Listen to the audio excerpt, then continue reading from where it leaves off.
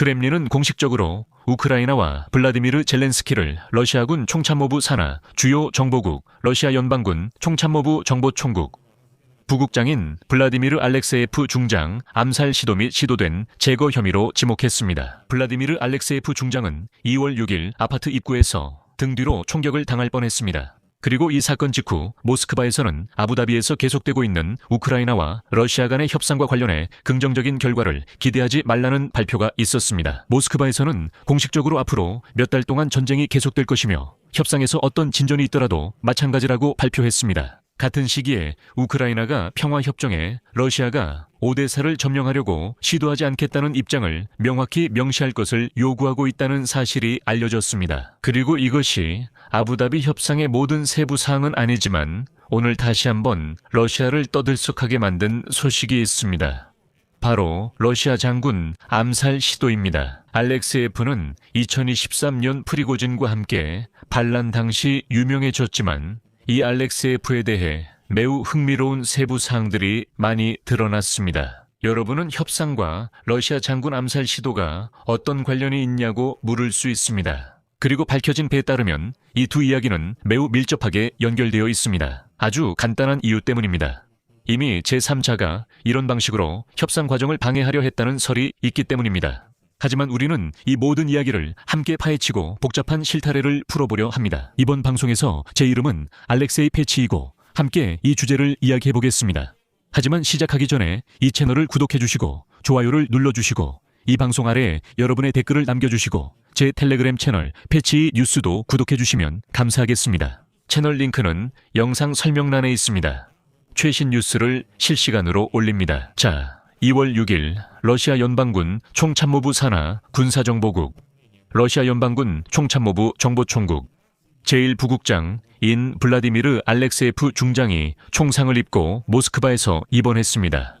2월 6일 주거용 건물에서 64세의 블라디미르 알렉세예프 중장을 대상으로 암살 시도가 있었던 것으로 알려졌습니다. 공식적으로는 아직 신원이 확인되지 않은 인물이 남성에게 여러 발의 총격을 가한 뒤 현장에서 도주했다고 발표됐습니다. 피해자는 시내 병원 중 한 곳에 입원했습니다. 살인 미수 및 불법 총기 소지 혐의로 형사사건이 제기됐습니다.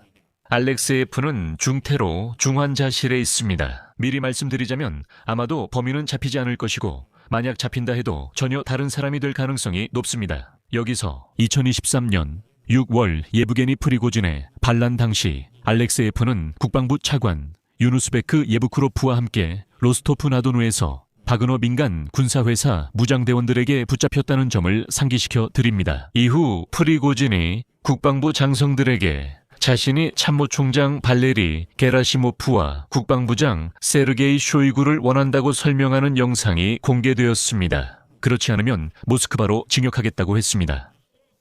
이에 알렉세예프는 미소를 지으며 네, 데려가세요 라고 대답했습니다. 그 전날 그는 바그너 부대원들에게 메시지를 녹음하며 그들을 쿠데타 시도라고 비난하고 다시 생각하라고 촉구했습니다.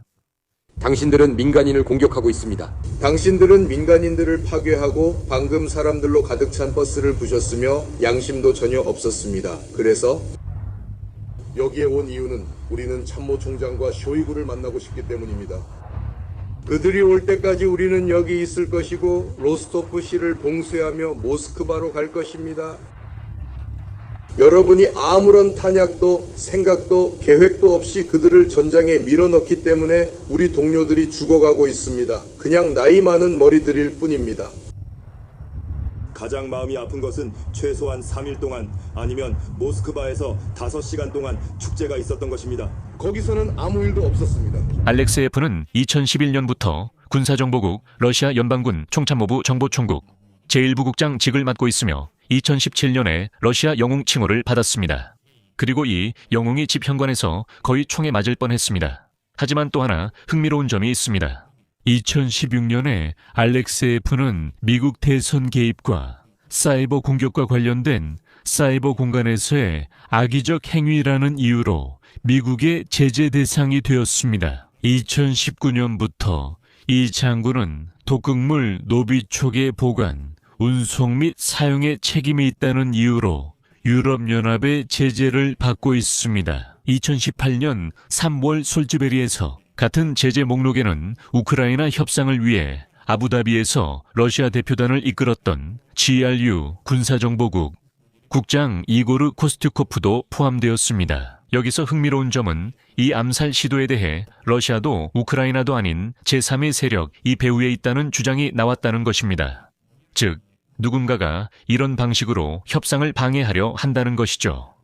그리고 다시 한번 강조하자면 알렉세예프 역시 코스튜코프와 함께 같은 제재 목록에 올라 있다는 점입니다. 그들에게는 바로 그들이 계획했고 심지어 실행까지 했다는 이야기가 따라붙습니다. 그리고 이제 러시아 외무부 장관 세르게이 라브로프가 모스크바에서 벌어진 블라디미르 알렉세예프 중장 암살 시도 배후에 누가 있냐고 했을 때 당연히 우크라이나라고 주장했습니다. 그리고 놀라워라. 라브로프 장관은 또한 키예프가 이런 식으로 우크라이나에서의 평화 협상을 방해하려 했다고 비난했습니다. 이어서 라브로프의 인용문이 나옵니다. 이번 테러 행위는 젤렌스키 정권이 지속적으로 도발을 일으키고 협상 과정과 체제를 방해하려는 민족주의적 성향을 다시 한번 확인시켜줬습니다. 서방 후원자들에게 미국을 따라잡으려는 노력에서 뒤처지지 말라고 설득하기 위해서라면 무엇이든 할 준비가 되어 있습니다. 그리고 여기서 러시아는 전통적으로 이런 모든 이야기를 뒤집기 시작했습니다. 왜 제가 아까 알렉세예프를 공격한 사람을 찾기 힘들 거라고 했는지 아십니까?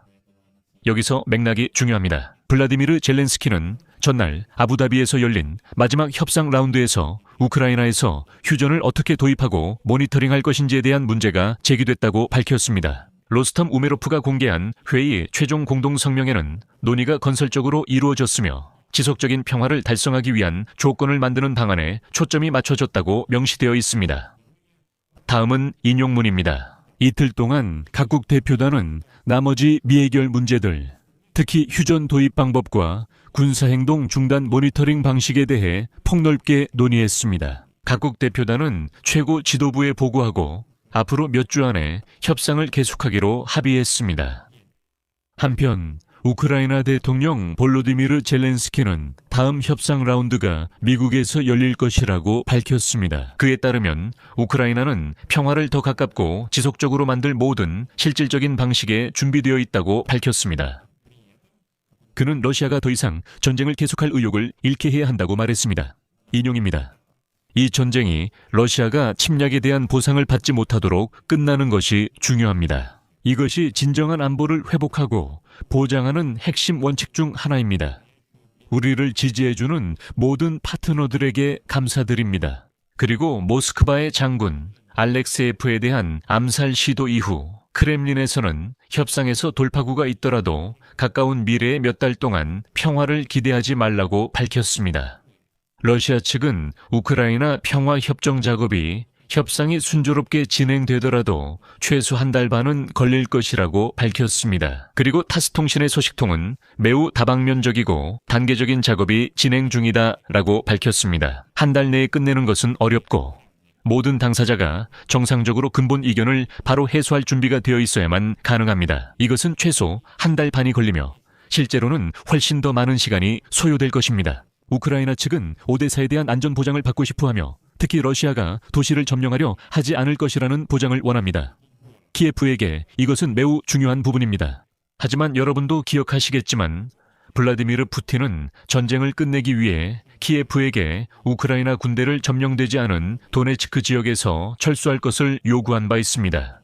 그는 이 요구를 미국 대통령 도널드 트럼프와의 회담에서도 반복했습니다. 한편 우크라이나 대통령 볼로디미르 젤렌스키는 키예프가 어떤 상황에서도 자신들이 통제하고 있는 도네츠크 지역을 포기하지 않을 것이라고 분명히 밝혔습니다. 그리고 뉴욕 타임스에 따르면 워싱턴은 키예프와 타협안으로 도네츠크 지역에 중립군을 배치하고 우크라이나군과 러시아군을 분리하는 방안을 논의했다고 합니다. 하지만 모스크바는 모든 시나리오를 거부했습니다. 크렘린은 우크라이나 영토가 러시아에 양도되지 않으면 협상 중에도 모스크바가 군사적으로 그 영토 점령을 계속 시도할 것이라고 밝혔습니다. 하지만 러시아는 협상에서 그냥 나올 수는 없습니다. 그렇게 되면 미국이 새로운 제재를 가할 수 있기 때문입니다. 참고로 이 제재에 대해서는 다음 방송에서 이야기하겠습니다. 하지만 장군 암살 시도와 같은 구실을 만들어내는 것은 러시아가 이미 여러 번 해왔던 일입니다. 러시아 전체와 연방보안국은 이런 도발로 잘 알려져 있습니다. 그들은 이런 도발을 벌인 뒤 전쟁을 일으켜야 한다고 주장하거나 한 민족 전체를 상대로 행동해야 한다고 말하곤 했습니다. 그래서 여기서 놀랄 일은 전혀 없습니다. 여기서 말을 줄이겠습니다. 여러분의 의견과 결론을 이 영상 아래 댓글로 남겨주시고 채널 구독과 알림 설정, 좋아요도 잊지 마세요. 이번 영상이 여러분께 흥미롭고 유익했다면 영상 설명에 있는 링크나 계좌로 후원이나 구독을 통해 이 유튜브 채널을 응원해 주실 수 있습니다. 여러분의 모든 지원에 감사드립니다. 오늘은 여기까지입니다. 건강 조심하시고 안녕히 계세요.